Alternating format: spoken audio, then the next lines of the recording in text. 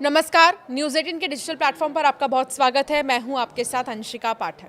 मतदाता सूची पर चुनाव आयोग ने राहुल गांधी और तेजस्वी यादव दोनों के बयानों और सवालों को खारिज किया है, तो दूसरी तरफ तेजस्वी यादव के दूसरे ईपीआईसी नंबर की जांच भी शुरू कर दी गई है।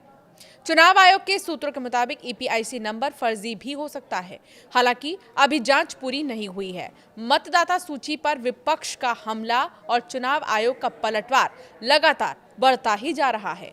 बिहार में एसआईआर की ड्राफ्ट मतदाता सूची के प्रकाशन के बाद विपक्ष की चुनाव आयोग से लड़ाई बढ़ गई है। एक तरफ तेजस्वी यादव ने अपने नाम का ड्राफ्ट मतदाता सूची से कटने का जैसे ही दावा किया, चुनाव आयोग ने सबसे पहले तेजस्वी यादव का नाम ड्राफ्ट मतदाता सूची में साफ साफ दिखा दिया और दूसरी तरफ तेजस्वी की तरफ से दिखाई गई दूसरी ईपीआईसी नंबर की जांच भी शुरू कर दी गई है।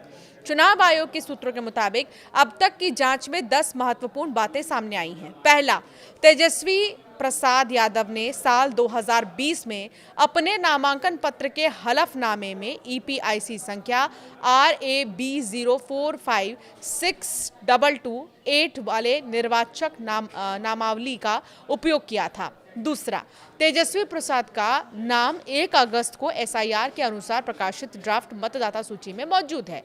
तीसरा, तेजस्वी का दावा निराधार है कि उनका नाम हटा दिया गया, पहले ही चुनाव आयोग द्वारा खंडित किया जा चुका है। चौथा, वर्ष 2015 की मतदाता सूची में भी उनका ये ईपीआईसी नंबर मौजूद था। पांचवा, ड्राफ्ट मतदाता सूची में इस ईपीआईसी नंबर के साथ उनका नाम दर्ज है।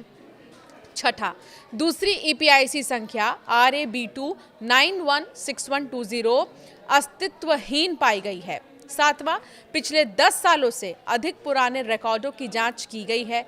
आठवां, अब तक दूसरी ईपीआईसी संख्या के लिए कोई भी रिकॉर्ड नहीं मिला है। नौवां, ये अत्यधिक संभावित है कि दूसरी ईपीआईसी संख्या कभी भी आधिकारिक माध्यम से नहीं बनाई गई थी। 10वां, ये समझने के लिए आगे जांच जारी है कि दूसरी ईपीआईसी संख्या की असलियत क्या है और क्या वो एक जाली दस्तावेज है। दरअसल अब तक की जांच में चौंकाने वाली बात है कि दूसरी ईपीआईसी संख्या संभव है कि आधिकारिक तौर पर नहीं बनाई गई और ना तो इसका रिकॉर्ड मिला।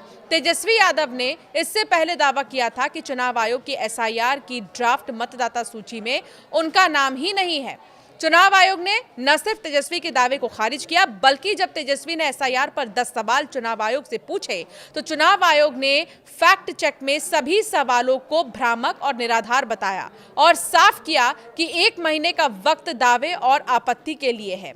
हालांकि चुनाव आयोग के एसआईआर पर न सिर्फ आरजेडी बल्कि कांग्रेस ने तेजस्वी का बचाव करते हुए साफ कहा है कि एसआईआर की कार्रवाई बिहार में जल्दीबाजी में हो रही है। हालांकि तेजस्वी के दावे और विपक्ष के एसआईआर के सवालों को सत्ता पक्ष भी बेबुनियाद बता रहा है और तेजस्वी यादव से माफी की मांग कर रहा है।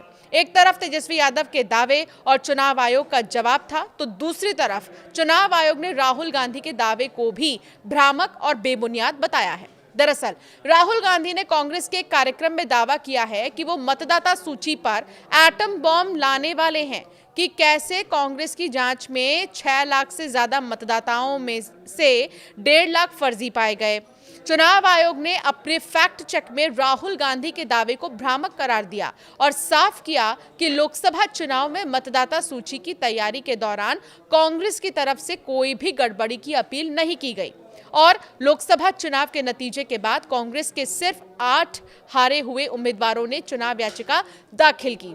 चुनाव आयोग ने अपने फैक्ट चेक के साथ 12 जून को राहुल गांधी को लिखा पत्र भी सार्वजनिक किया, जिसमें राहुल गांधी को मतदाता सूची से जुड़ी शिकायतों पर चर्चा के लिए आमंत्रित किया गया, लेकिन राहुल गांधी से कोई जवाब नहीं मिला।